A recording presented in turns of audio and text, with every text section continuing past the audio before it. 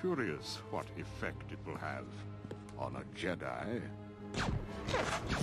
Taking place between episodes 2 and 3, Star Wars The Clone Wars is not your typical Star Wars game. You're not running around solving puzzles, shooting stormtroopers, or spending weeks and weeks grinding away for that sense of satisfaction and achievement. Thanks, EA. Developed by Pandemic Studios, the same studio behind the original Star Wars Battlefront and its sequel, The Clone Wars is based on vehicular combat. You play through the game as Mace Windu, Obi-Wan Kenobi and Anakin Skywalker, and though most missions are vehicle-based, there are a couple that give you the chance to swing a lightsaber. These are far from being a highlight though, with the characters feeling off and the combat lacking any challenge. Instead, these play as a Jedi moments feel like they were thrown in so that lightsabers could be shown on the back of the box. That's probably why I chose it when I was a kid. Still, these iffy one-and-done missions aside, the rest of the game manages to stand the test of time, and in no small part due to the resolution bump that comes with OG Xbox games running on the Series X. The vehicular combat is meaty, and the main Jedi hover tank feels like a proper heavy bit of kit. Strafing and firing at the same time is a solid tactic and one that I over-rely on, and it feels good in the hand, especially when you're suddenly outnumbered down to your last sliver of health, and then you smash the speed boost button and bugger off over the bumpy hills in search of health and rockets, all while John Williams' familiar score toots in the background.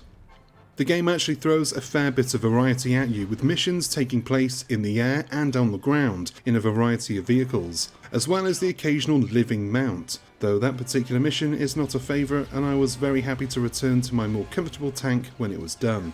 Still, I appreciate the effort to mix things up and keep the experience fresh as the story plods along. The story, which may or may not be canon anymore, I don't really care, is that Count Dooku is up to no good. Duh. He's trying to get the Dark Reaper machine up and running to help him and the wrinkly Emperor Palpatine in their quest to rule the galaxy. It's not a strong story, admittedly, but it's presented well, and the early 2000s cutscenes, with character models looking like shiny plastic, still retain some charm. Likewise, the dodgy voice acting is a product of its time, but I wouldn't have it any other way. Hearing the Canadian Obi-Wan Kenobi voice actor struggle to maintain an English accent makes me appreciate the effort all that much more. While the story mode is good fun for a few hours across its 16 missions, it's the local multiplayer that had me coming back for more. It's not strictly multiplayer though, more like extra modes that can be played solo or in local multiplayer. One such mode has you dumped in an arena with your Jedi tank, and your job is to survive for as long as possible against waves of increasingly difficult enemies. I could play this for hours on end as a kid. As an adult, I managed 2 sessions before I had to get up and have a stretch and put the washing on. The other wave-based arena mode ditches the vehicles and gives you the chance to play as some of the game's heroes from a top-down, quasi-twin-stick shooter perspective. This mode was the bomb when I was a kid. My mates and I would spend hours throwing lightsabers at droids, seeing how many rounds we could survive for, until eventually losing. We'd also punch the ever-living crap out of each other after the duel rounds, where you have to kill each other, only to quickly reconcile before the next proper round began, and we would have to work again as a team.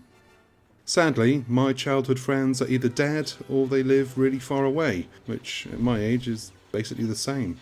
So I roped in my 6-year-old mini-me, Charlie, to try to recapture some of that childhood magic by using an actual child. And it was great.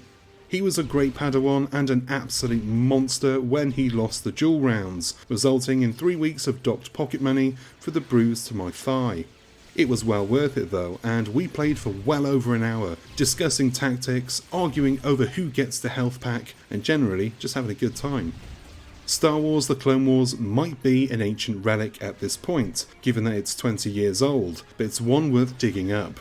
It's good value gaming at its finest, a game where you unlock extra bonus content by completing bonus objectives, not by opening your wallet. It's a reminder of what video games used to be. I would say that I'd love a modern remake, but a quick look at the gaming landscape and yeah, I'm happy with what I have, thank you very much.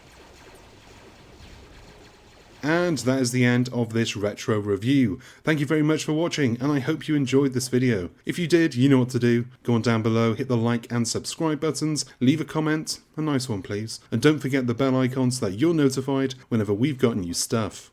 I've been Chris, you've been gorgeous, and I'll see you on the next one. Until then, cheers my dears.